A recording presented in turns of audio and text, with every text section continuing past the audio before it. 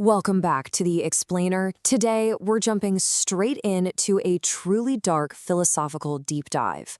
We're going to unpack a complex, Gothic fable, one that is absolutely soaked in Nietzschean philosophy and philology. We're going to track the symbolic evolution of the man-beast, looking at the tragic fall of an intellectual giant and the terrifying rise of the shadow beast. It's a fascinating story, so let's get right to it. So, our starting point here is the Faustbuch Übermensch. Now, we have to understand that this isn't your traditional triumphant hero. Not at all. This is a seeker who is completely consumed by intellectual ambition, but fundamentally crippled by what our source material calls the tragedy of the unowned. Picture a figure trapped at the very center of the soul's permanent night. He's radiating this false light, a dark refraction of potential that comes entirely from a place of deep intellectual despair rather than any true spiritual liberation. Here is the syllabus for our Gothic fable today. We'll start by looking at the Faustbuch Übermensch, then the clash of Mask versus the Gavel, followed by the Violet Stagnation, Awakening the Shadow Beast, the Knights of Dark Camelot, and finally we'll hit the Iron Threshold. Starting with Section 1, the Faustbuch Übermensch, the Parable of the Shattered Reach. Okay, so we begin at the absolute height of this false potential. The Übermensch attempts a desperate, grasping reach to maintain some kind of static control over his own destruction.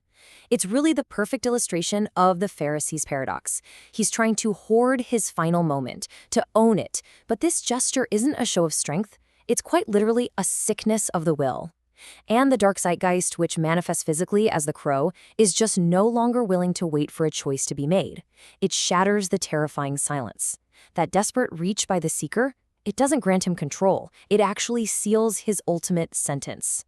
Which brings us to Section 2, Mask versus the Gavel, the Parable of the Violet Strike. This is where we witness the violent, unavoidable intervention of the judge. Think about the incredible tension playing out here.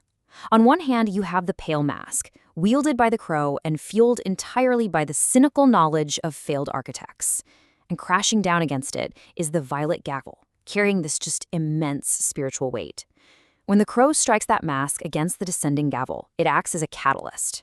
It's a violent collision of pure cynicism and profound despair that triggers the bruised verdict. This strike is absolutely brutal. It crushes the internal gods of memory, reason, and will together into an agonizing evolution. But you have to remember, this isn't a forge meant to burn away impurities and set the spirit free. Actually, it's the exact opposite. The hardened lead of his mortality is violently turned inward. It's a sacred forge, yes, but one designed for total, inescapable spiritual regression. All right, moving into Section 3, the Violet Stagnation, a false twilight. So what happens to the Übermensch? Well, the resulting violet-blue hue of his form definitely isn't a sign of growth. It is the terminal symptom of that bruised verdict we just talked about. In Nietzschean philosophy, the heavy spirit of gravity is the ultimate enemy of human elevation. And here, we're seeing it fully weaponized. It's being used to force the soul downward into total heavy regression.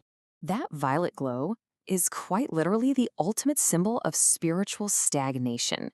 It radiates a terrifying twilight energy because it's permanently stuck. It is the literal color of a bruise on the soul. It represents this awful terminal synthesis, agonizingly caught right between negating the past and entirely failing to create a future. And this really grounds the core Nietzschean concept driving our whole fable. The spirit of gravity is weaponized to take all those failures of the past and use them as an unbreakable anchor.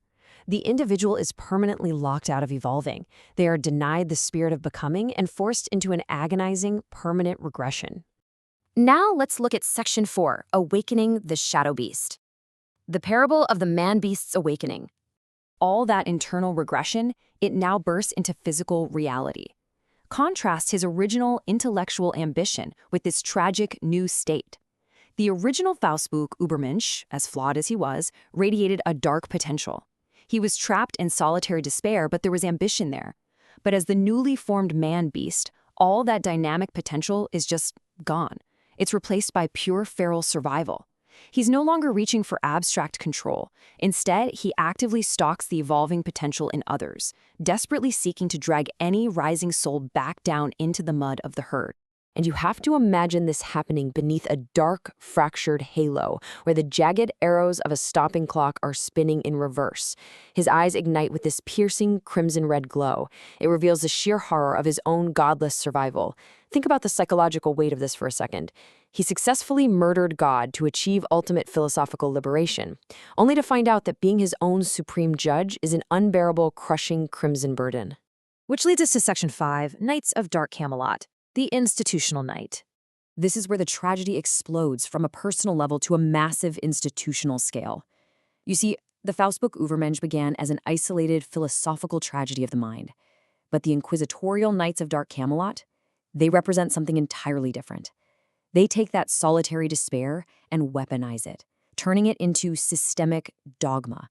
They enforce this permanent night on a grand scale, ensuring widespread institutional static control over everyone else.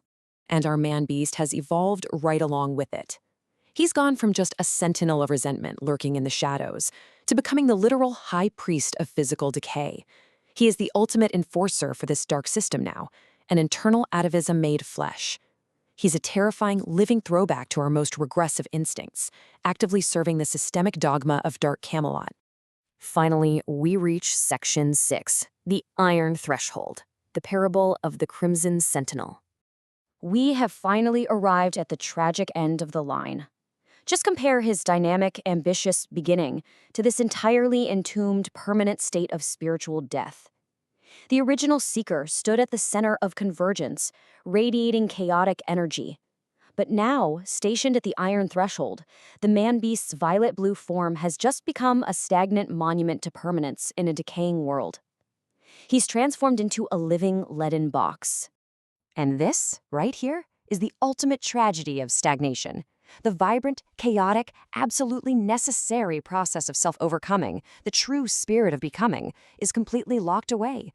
The shadow beast stands guard with that crimson gaze, ensuring through superior static control that nothing ever changes, nothing ever grows, and absolutely no one escapes the mud of the herd.